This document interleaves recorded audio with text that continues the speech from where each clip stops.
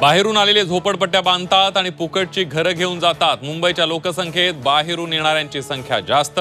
वरळीतून राज ठाकरेंचा पुन्हा परप्रांतीयांवर निशाणा। आदित्य ठाकरेंच्या मतदारसंघात मनसेच्या वरळी व्हिजनचं राज ठाकरेंकडून उद्घाटन। मुंबई विद्यापीठ सिनेट निवडणूक 24 सप्टेंबरला तर 27 सप्टेंबरला निकाल। सुरक्षा आणि तयारीसाठी विद्यापीठानं हायकोर्टाकडे मागितली वाढीव वेळ। वडीगोद्रीत पुन्हा मराठा ओबीसी आंदोलक आमने सामने। गृहमंत्री फडणवीसांकडून आंदोलकांना शांततेचं आवाहन। तर वडीगोद्रीतून अंतरवालीकडे जाणाऱ्या गाड्या वळवण्यात येणार, पोलीस अधीक्षकांची माहिती।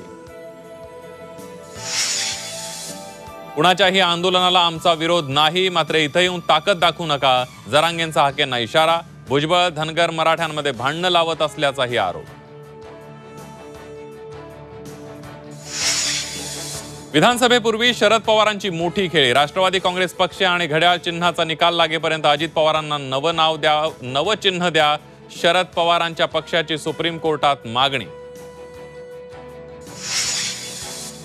आगामी विधानसभा निवडणुकीसाठी वंचित बहुजन आघाडीची पहिली उमेदवार यादी जाहीर। वंचितकडून पहिल्यांदाच तृतीयपंथी उमेदवार निवडणुकीच्या रिंगणात।